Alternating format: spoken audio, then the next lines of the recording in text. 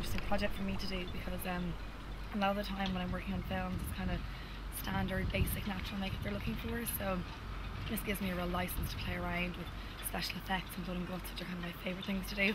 I had to do everything from like frostbite and the circulation going in his hands, rope burn across his palms, and it's kind of really interesting trying to figure out the most realistic for that way to, you know, apply those things.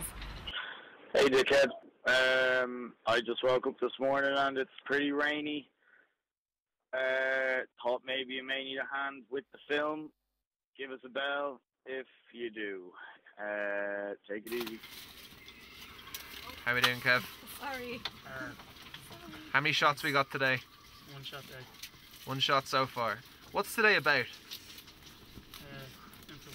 Improvising. Improvising. Well, we've had a bit of a problem with the weather. Triumph over adversity, that's what it is. Yeah. Oh, hi Luke, it's Dad. I'm presuming you might be doing your external shots today, because today's good weather and tomorrow's shite weather. If you're not doing them today, then I think there's reasonable weather again on Friday. So I was just wondering about, do you need the vein? And also, where's my drill? Lovely weather out there, isn't it? Oh, it's great. It's great. Absolutely blessed.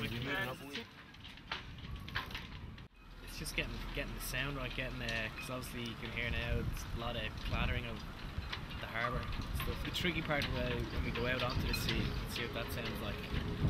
That'll be the tough part, I'd say. So Kevin, what's the hardest part of producing a project like this for yourself? The words water. So that's the hardest part, because that creates a lot of difficulties in terms of safety and just general logistics. The problems of getting shots. Weather dictates everything. It's a nightmare, but hopefully it'll be worth it in the end. The most challenging thing for us to do really was to change the name Voyager. The boat that we had was called Voyager, and we needed to change that to Galway Blazer 2. So the trouble was, one, trying to get rid of the name Voyager, and two, trying to put the name Galway Blazer 2 over that. The name Voyager is actually pretty prominent. Try and track this, it's quite difficult, and get the text looking convincing, or convincing enough to actually look like it's there. Well, basically this entire shot needs to be digital, because it needed to show that the winds were changing, and that meant, you know, the wind vane had to be convincing in the way that it kind of turned, so it needed to be obvious that the wind was changing. So we decided to do the entire thing in 3D, just the 3D program. Simon as well. We've got to get an opening shot. You just want a shot of the boat heeled over. Well, we've got our opening shot. Is it going in one direction? It was great to have 3 health and safety guys there. They were all very experienced sailors. Wookie and his mates, Haughey, etc., had gone around Africa last summer through the Suez Canal. So we had like more than enough health and safety guys on the boat. Just need to kind of organise people back after the mast. So. Yeah, we used 2 boats throughout the production, Tai Chi for interiors down in the Dunleary Marina, and Voyager, which we took out on the water. It was a combination of putting the credentials of Simon and his crew and the generous participation of the Foley family and Paul Daly that we were able to get this production together and convince the college to give us the final go-ahead on the production.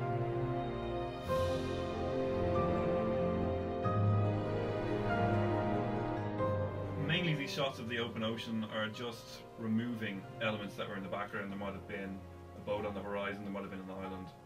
But what we did was, as soon as you can see the boat in the footage, you can literally track onto the boat itself. And once you have the information for where the boat is in the scene, you can use that to replace it with an element that you create. Like it might be kind of blank sky, it could be blank sea. You place that over the thing and over the actual boat itself. It'll be like it's sort of never been there.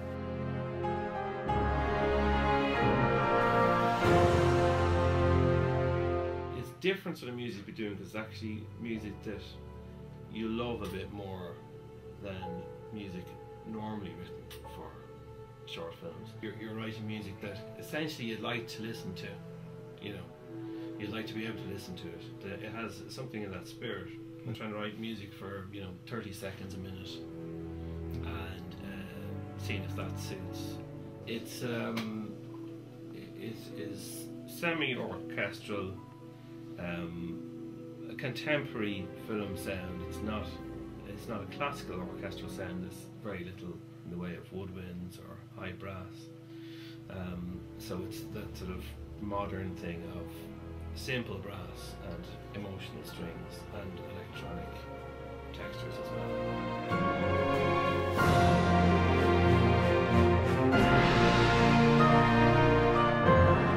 Anything else you want to get on record?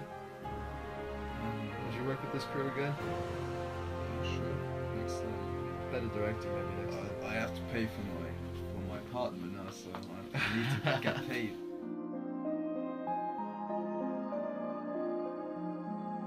I had a wonderful telegram from my sister. He climbed up Mount Everest to base camp at the age of 50 and sent me that wonderful telegram, "Return safely from Mount Everest. Good luck round Cape Horn."